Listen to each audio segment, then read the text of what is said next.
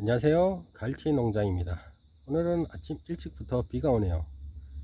농장에 와서 제가 기르는 녀석들의 밥을 주고 비도 피할 겸 블루베리 하우스 안에 들어왔습니다. 8월 중순쯤에 제가 영상을 올리면서 마지막 가지치기를 한다고 영상을 올렸는데요. 그 이후로 그 블루베리가 어떻게 새순이 났는지 혹은 뭐 다른 병충해나 이상이 있는지 없는지 확인 겸 들어왔습니다. 보시다시피 그때 다 외대로 가지치기를 했습니다. 오늘은 지나다니면서 적심을 할 거예요. 적심. 여러분들 다 적심을 아십니까? 사람들이 대부분 가지치기하고 적심을 혼동하시는 분들이 많아요. 그래서 일단은 가지치기하고 적심에 대해 말씀을 한번 드릴게요.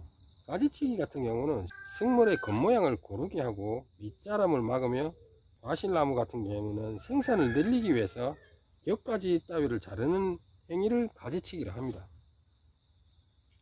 반면에 적심 같은 경우는 생육적인 작물의 줄기 또는 가지의 선단, 생장점을 잘라서 분지수를 늘리거나 생육을 촉진하는 방법이거든요.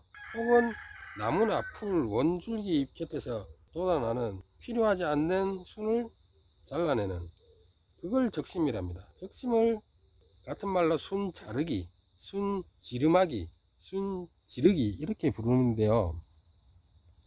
간단하게 말씀드려서 가지치기 같은 경우는 블루베리를 봤을 때 블루베리가 가지가 많이 나오고 수영이 흐트러질 때 그 수영을 바로 잡기 위해서 이렇게 잘라주는 겁니다. 가지를 잘라주는 거고요.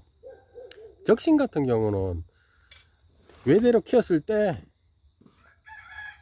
쓸데없이 이렇게, 잠시만요. 네, 여기 보이네요.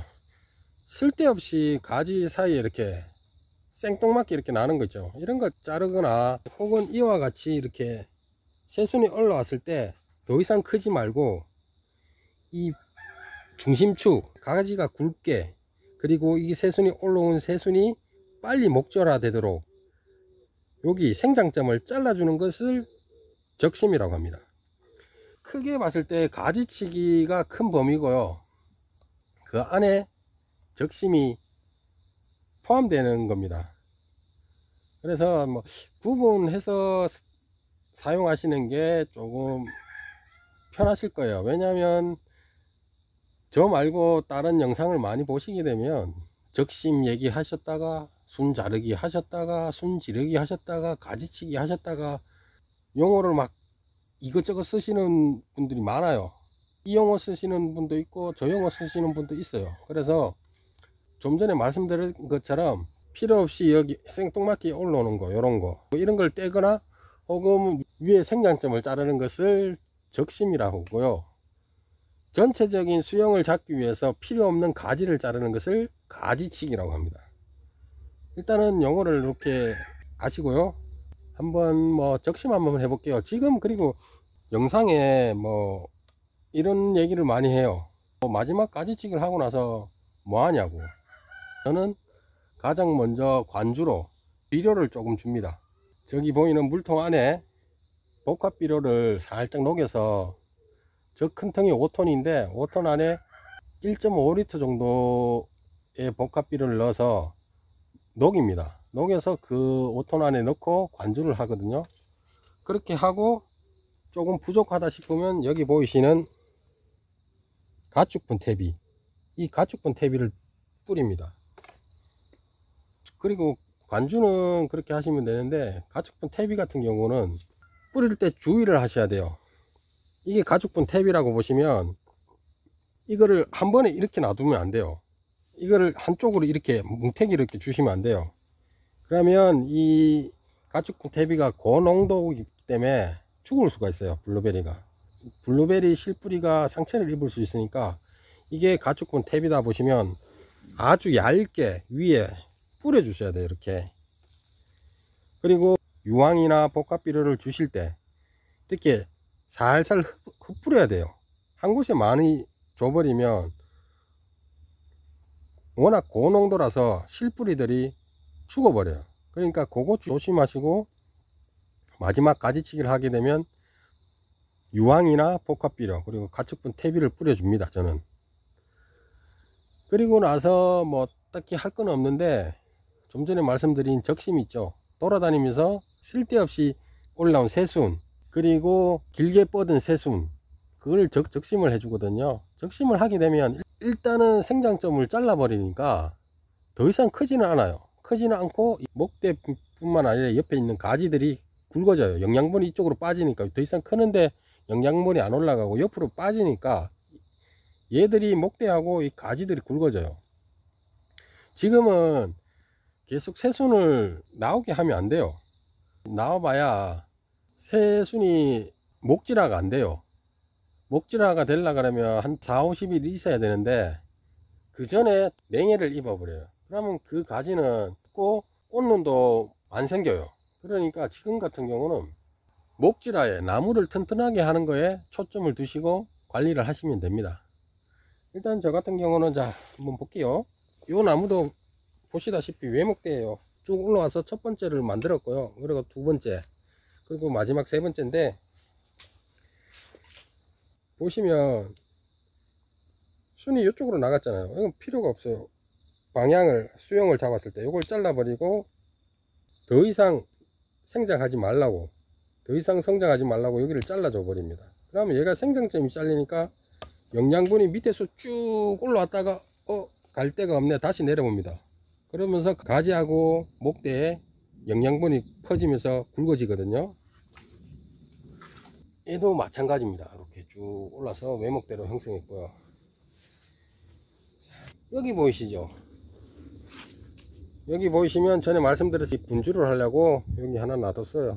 요거는 더 이상 크지 말라고 잘라버리고 얘한테 영양분이 가면 안 되니까 잘라버리고요. 잘라버려도 얘는 여기서 다시 순이 나올 겁니다. 이건 그냥 그대로 놔두시면 되고요. 요거는 제가 조금 가지치기를 하고 생각보다 신초가 빨리 올라왔네요. 이런 것들은 적심을 빨리빨리 해줘야 돼요.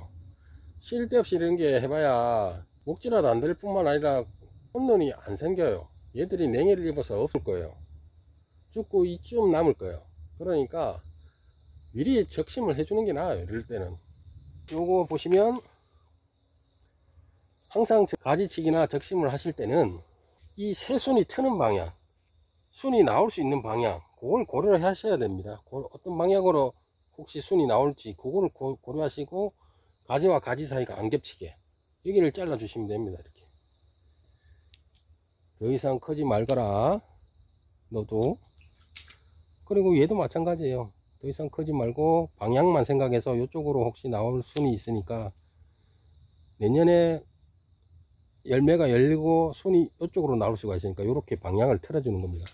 그리고 지나다니 보면 이런 쓸데없는 가지 있죠. 이런 거는 잘라 줍니다. 그리고 여기도 마찬가지.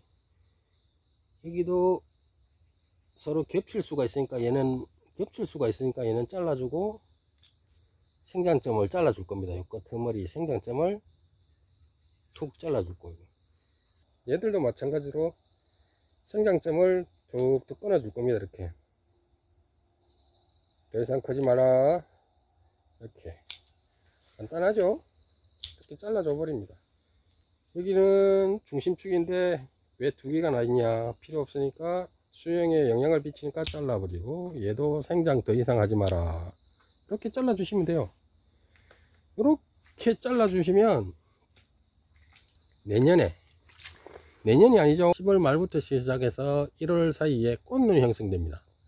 꽃눈은 요렇게 요 밑에 부분 하나 둘 세 개 요 정도 생성되고 꽃눈이 달릴 겁니다. 그리고 나서 봄에 되면 요쪽 방향에서 순이 올라올 겁니다. 쭉 이렇게 올라오고 열매는 여기 달리겠죠. 순은 이만큼 올라오고 열매는 여기 달리겠죠. 그러면 이 나무 수영에 영향을 전혀 안 주겠죠. 그대로 빳빳하게 열매가 열리더라도 빳빳하게 나무가 견디겠죠. 그 열매의 무게를 견디겠죠. 이렇게 하시면 돼요. 쭉 지나가 볼까요? 얘도 가지치기를 했는데 많이 났네요. 얘는 안으로 들어갔으니까 잘라버리고 얘들아 더 이상 크지 말거라 하면서 적심을 해줍니다. 이렇게. 얘는 많이 잘랐네. 얘는 좀 많이 자를게요. 그리고 얘는 왜야, 한 가지만 놔야지 중심축인데. 야, 그리고 더 이상 크지 말거라 하면서 적심. 이렇게 만드시면 됩니다. 이렇게 보시면 얘들이 한 40일 정도 되면, 지금은 약해요. 이렇게 약한데 한 40일 지나면 목질화가 돼요. 나무처럼 이렇게 밑에처럼 나무가 되죠. 그리고 나서 여기 숲마다 꽃눈이 형성돼요. 형성되고 열매가 열리겠죠. 열리면서 내년 봄에 이렇게 요쪽 방향이나 요쪽 방향에서 요쪽 방향이나 요쪽 방향에서 새순이 나오겠죠. 그렇게 되면 좀 전과 마찬가지로 순은 이렇게 나오되, 새순은 이렇게 나오되 열매는 여기 달려요. 그러면 어떻게 되겠어요? 나무가 이 열매의 무게를 지탱하고 있겠죠. 수영이 전혀 흐트림 없이. 요게 외목대 가지치기의 포인트입니다. 열매가 아무리 많이 달려도 나무 수영에 영향을 주지 않고 나무 수영을 잡아주는 게 이 외목대 가지치기의 포인트입니다. 요거를 꼭 기억하시면 됩니다. 그리고 여기도 보시면, 여기도 이렇게 외목대로 형성이 되어 있습니다. 이렇게 쭉 보시면, 자세히 보시면 가지치기를 하고 나면 이렇게 새순이 올라와요. 새순을 두 개 다 키울 필요가 없어요. 이렇게 한 개씩 떼줘요. 여기도 마찬가지 한 개만 키워야 돼. 이렇게 요 작업을 8월 마지막 가지치기 한 이후로 합니다. 저는 지금 분명히 가지는 지금 잘라줘도, 제가 적심을 해도 옆에서 순이 올라옵니다. 꽃눈이 형성 될 때까지 저는 필요 없는 거는 잘라주고요. 그래, 적심할 거는 적심해 버리고요. 적심한 부분에서 나오는 또 새로운 가지, 그거는 또 없애줍니다. 그 새로운 나오는 가지 해봐야 어차피 다 죽어요. 냉해로 꽃눈도 형성도 안 되고. 여기도 마찬가지예요. 얘들은 2년생짜리예요. 요것도 기본적으로 가지는 되게 얇죠. 2년밖에 안 됐으니까. 첫 번째 단을 형성을 했고요. 이렇게 쭉 올리는 형태입니다. 1단 형성하고 2단을 준비하는 과정이에요. 얘는 결론적으로 말씀드리면, 본인이 마지막으로 가지치기를 한 이후 바로 복합비료 및 유황 혹은 가축 퇴비를 주시면 됩니다. 그렇게 되면 얘들이 새순이 쭉쭉 올라올 겁니다. 지금이 8월 말이니까 보통 한 개에서 두 개의 새순이 올라오는데요. 그 새순을 다 키우지 말고 한 개 정도만 키우시고요. 나머지는 잘라 주십니다. 그리고 한 개 나온 가지도 그냥 나무가 아니고 풀이지 않습니까? 아주 연한 풀. 그거는 보통 목질화가 되려면 30일에서 40일 정도 걸리는데, 그 연한 순을 빨리 잘라 주셔야 돼요. 적심을 빨리 해 주셔야지 그 새순이 빨리 목질화가 되거든요. 뿐만 아니라 적심을 해줌으로써 중심축을 빌어서 다른 가지들도 영양분을 많이 받으면서 굵어져요. 튼튼해지고. 그렇게 하시면 됩니다. 그 외에는 8월 이후에는 딱히 해야 할 일은 없다고 봅니다. 지금까지 블루베리 하우스 안에서 간단하게 적심하는 거에 대해서 설명을 드렸습니다. 감사합니다.